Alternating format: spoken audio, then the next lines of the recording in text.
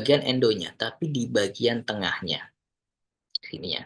Jadi ada inflamasi yang terjadi. Nih, ini kita bisa melihat ya. Ini bagian endonya masih aman-aman saja. Tapi karena adanya pembengkakan di bagian endonya, di bagian tengahnya ini yang muncul secara bertahap, secara ini ya, secara terus menerus ya, dan walaupun dalam jangka waktu yang lama terjadinya, kemudian terjadi penimbunan yang semakin membesar, semakin banyak, ruang yang ada pada atau diameter yang ada pada yang dilalui oleh pembuluh darah tadi itu akan semakin mengecil, semakin mengecil, semakin mengecil. Nah, kalau misalkan dalam kondisinya semakin kecil seperti ini, maka darah akan kesulitan, aliran darahnya akan menjadi lebih lambat. Nah, inilah yang kemudian bisa menyebabkan tanda-tanda, ada yang kemudian kita kenal sebagai nyeri dada. Nyeri dada itu salah satu gejala yang dimunculkan ketika ada masalah jantung tadi, seperti itu ya. Nah, kalau parahnya, kalau misalkan terjadi aliran-aliran darah yang membawa molekul-molekul yang lebih besar. Nah, ketika dia akan melewati celah ini, maka dia akan nyangkut. Nah, nyangkut ini semakin banyak, malah akan menutup aliran tersebut dan terjadilah uh, sumbatan pada pembuluh darahnya. Gitu ya. Nah, ini ada infark miokard. Jadi infark miokard ini adalah kondisi terjadi nekrosis atau kerusakan sel ya. Kerusakan sel otot jantung ya atau miokardium yang disebabkan oleh tidak adekatnya pasokan darah akibat sumbatan akut pada arteri koroner tadi. Nah, kita bisa melihat di sini sumbatan ini sebagai tersebabkan oleh ruptur plak arteriomer daripada arteri koroner. Nah, bisa disebabkan karena adanya trombosis atau molekul-molekul yang besar tadi ya. Ada vasokonstriksi, kemudian terjadi reaksi inflamasi dan mikroembolisasi. Nah, setelah itu terjadi atau bisa juga terjadi spasme arteri koroner atau terdapat emboli atau adanya gelembung udara ya yang terjebak pada area tersebut yang menyebabkan sumbatan pada arteri koronernya. Nah, sehingga darahnya tadi tidak tersampaikan dengan eh, adekuat atau cukup sampai ke otot-otot jantungnya tadi. Oke, ini diagnosanya ya tadi ya ada laboratorium yang bisa kita lakukan salah satunya. Nah, ini mungkin langsung saja mungkin ya. Nah, eh, akut miokard infark ini, jadi adanya kerusakan atau nekrosis pada otot jantung ini adalah produk dari kerusakan dari sirkulasi yang masuk kepada otot-otot jantung tersebut. Nah, sehingga ketika terjadi nekrosis, ketika terjadi kerusakan otot-otot jantung, maka akan menghasilkan perubahan-perubahan pada kardiak biomarkernya tadi. Kardiak biomarker itu banyak. Jadi ya, jadi ada enzim-enzim yang nanti memang terlibat atau ada beberapa biomarker-biomarker yang lain yang memang digunakan yang punya fungsi untuk mengindikasikan aktivitas jantung.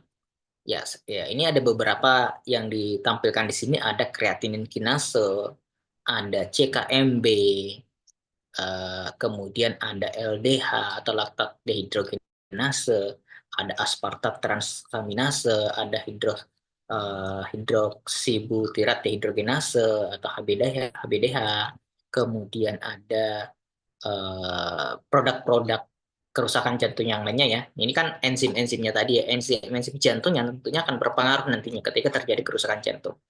Nah, ada juga yang dia akan muncul menjadi indikasi. Jadi misalkan nih, oh terdapat peningkatan troponin T. Oh berarti troponin T itu kan merupakan produk dari kerusakan jantung. Jadi kalau misalkan ternyata ini muncul, maka ini ada indikasi bahwa ada kerusakan dari otot-otot jantungnya atau ada kerusakan pada jantungnya tadi. Ada MLC-nya, ada troponin I-nya. Itu indikasi bahwa otot jantungnya tadi atau jantungnya tadi mengalami kerusakan. Karena ini sudah menjadi produk dari kerusakan jantung. Nah, sedangkan perubahan-perubahan enzim ini akan menjadi indikator uh, uh, ini akan tetap ada. Kreatinin itu ada, laktat dehidrogenase itu ada. Ketika kita ngukur itu akan ada. Cuman dalam volume tertentu, dalam angka tertentu. Nah, ketika dia terjadi peningkatan, nah itu bisa menjadi indikator, dia menjadi biomarker bahwa terjadi kerusakan pada area-area jantung tadi. Oke ya, nah ini eh, gambarnya ya untuk jantung. Nah, jadi ketika terjadi infarknya tadi, maka akan menggambarkan berbagai macam aktivitas dari biomarker-biomarker tersebut. Mioglobinnya, ini akan terjadi peningkatan pada saat terjadi kerusakan jantung tadi, tapi dalam kurun waktu tertentu akan terjadi penurunan bahkan sampai turun. Sudah sampai 20-30-an jam, 20 jam terjadi penurunan. Bahkan di beberapa jam ya, beberapa jam itu sudah terjadi penurunan. Kita menghitung kreatinin totalnya. Kreatinin total itu sebenarnya indikator untuk menilai semua bagian tubuh. Bagian tubuh ya. Jadi kalau misalkan ada kerusakan di ginjal, ada kerusakan pada bagian usus, ada kerusakan pada paru-paru, ya itu ada kreatinin. Ada kerusakan pada otot-otot skelet, misalkan Anda cedera dan sebagainya, kreatinin Anda akan meningkat. Itu ya. Tapi kita belum bisa ada ya informasi bahwa oh, ini masalah jantungnya. Belum, karena kalau total kreatinin itu berarti secara keseluruhan tubuhnya kita. Ya, ketika terjadi masalah pada jantung ya jelas kreatininnya akan meningkat dan akan terjadi penurunan di beberapa hari gitu ya. Nah, tapi kalau misalkan kita mau spesifik untuk otot jantung, maka ada yang namanya kreatinin jantung. Itu namanya CKMB. Nah, ke CKMB itu juga akan mengalami peningkatan, tapi di dalam kurun waktu tertentu 24 jam kalau nggak salah, itu sudah terjadi penurunan. Jadi dia hanya 2 hari ya. Hanya 24 jam terjadi peningkatan, lebih dari itu kan sudah terjadi penurunan. Jadi kalau misalkan pasiennya datang di di hari ke 10 misalkan, wah kita sudah tidak mendapatkan peningkatan CKMB. Sudah CKMB-nya, kreatinnya sudah normal, gitu ya. Nah, kemudian ini beberapa yang lainnya, LDH-nya tentunya akan meningkat, tapi kalau misalnya LDH dia tidak meningkat pada saat terjadi kerusakan tadi, dia akan meningkat perlahan dan akan sangat tinggi peningkatannya pada beberapa jam ya, sampai 60 atau 70 jam setelah terjadi serangan tadi. Itu ya gambarannya. Oke, mioglobin. Mioglobin kan ada banyak ya. Jadi eh, mioglobin ini adalah protein yang mengikat oksigen.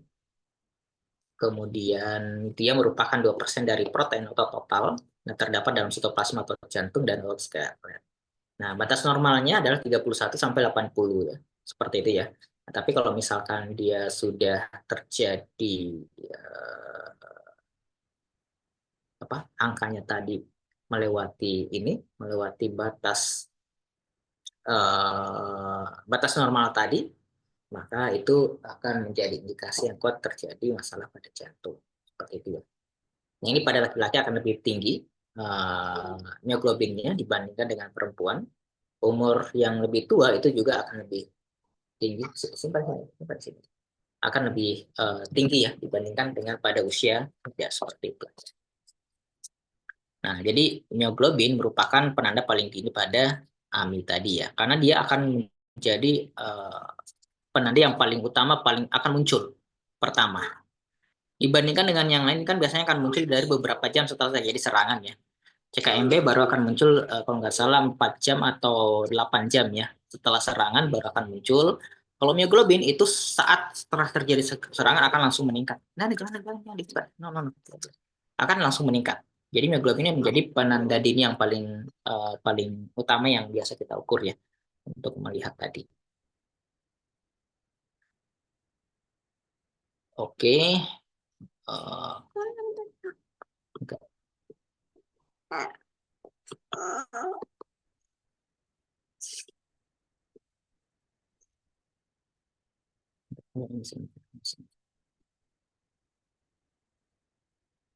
Iya.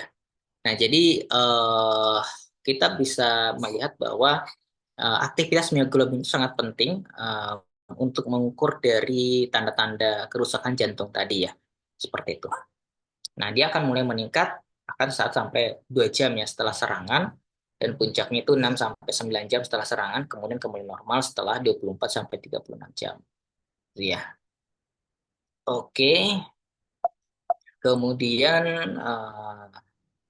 jadi sangat penting untuk kita ketahui. Nah, ini kreatinin kinase yang saya sampaikan tadi. Ini adalah kreatinin apa biomarker ini yang umum ya.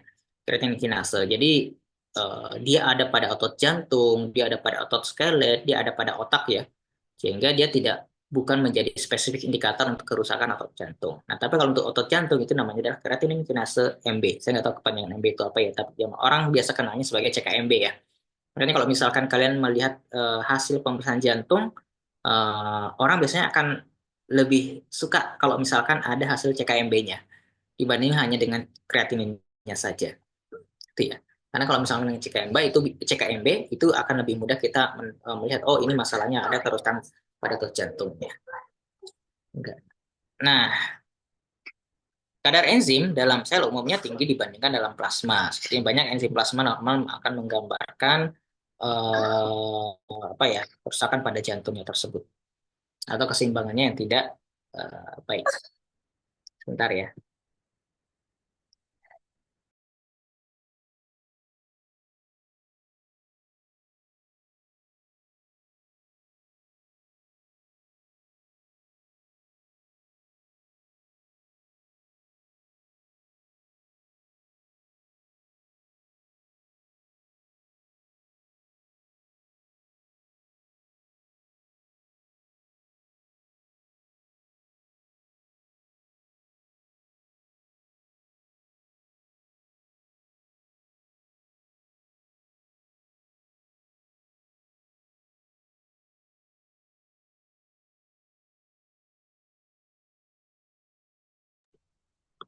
Oke, jadi itu ya. Nah, kriteria yang total yang tadi saya sampaikan ada CKBB, ada CKMM, dan juga ada CKMB. Itu ya, ini CKMB-nya.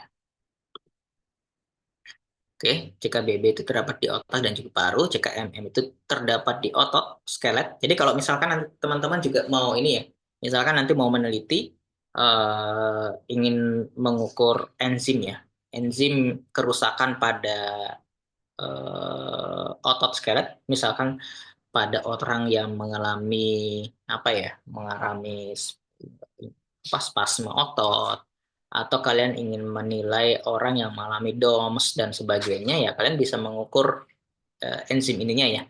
Eh, Mengukur berapa besar peningkatan pada CKMM-nya.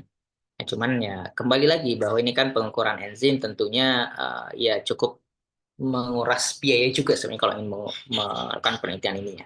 Tapi nggak apa-apa, ini cukup menarik untuk kalau kalian mau melakukan itu ya. Seperti itu. Nah, ini CKMB.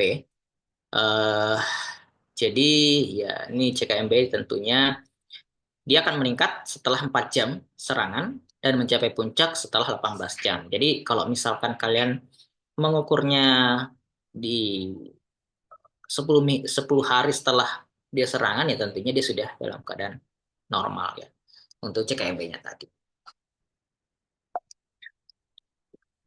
Oke.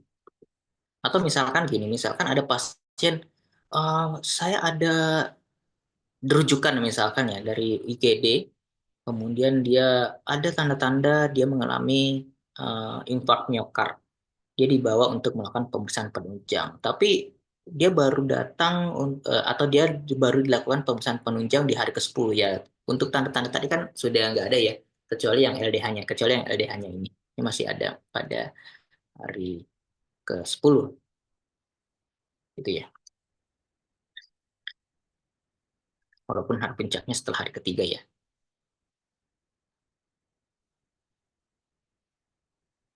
Oke, jadi ini LDH-nya yang kalian bisa ukur juga seperti itu. Kemudian ada aspartat transaminase, ya, beberapa bagian-bagian. Jadi dia akan meningkat 8 jam setelah serangan dan mencapai puncaknya setelah 24 sampai 48 jam. Kembali normal setelah 4 hari. Jadi kalau misalkan sudah lebih dari 4 hari serangan, kalian baru pasiennya baru mau diukur AST-nya, tentunya sudah tidak relevan lagi ya. Troponin, nah ini yang protein-protein kerusakan ini ya. Nah, troponin itu kan ada pada otot ya. Kalau misalkan kita masih ingat, dia ada pada aktin gitu ya. Ada aktin myosin. Jadi di daerah eh, aktinnya ini itu terdapat troponin. Troponin inilah yang nanti akan eh, ini ya akan terjadi penempelan untuk terjadi cross bridge atau jembatan silang untuk proses kontraksi. Nah, ini kalau misalkan terjadi kerusakan otot jantung, maka troponinnya ini akan keluar, akan terlepas ya dari serabut otot tersebut, dan inilah yang kemudian nanti kita bisa ukur troponinnya.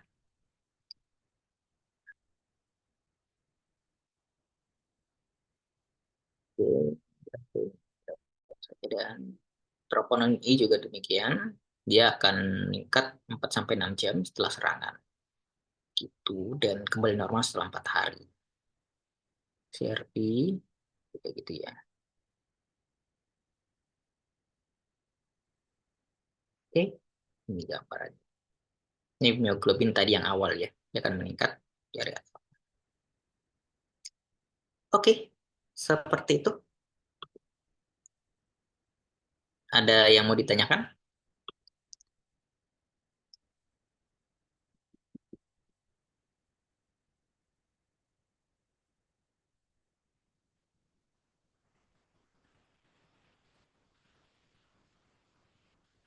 Aman ya? Baik, kalau misalkan gak ada pertanyaan, kita cukupkan pertemuan kita pada hari ini. Semangat belajar untuk UTS-nya. Semoga dilancarkan. Terima kasih atas kesempatannya. Saya tutup. Assalamualaikum warahmatullahi wabarakatuh. Waalaikumsalam warahmatullahi wabarakatuh. Terima kasih, Pak. Terima kasih, Bapak.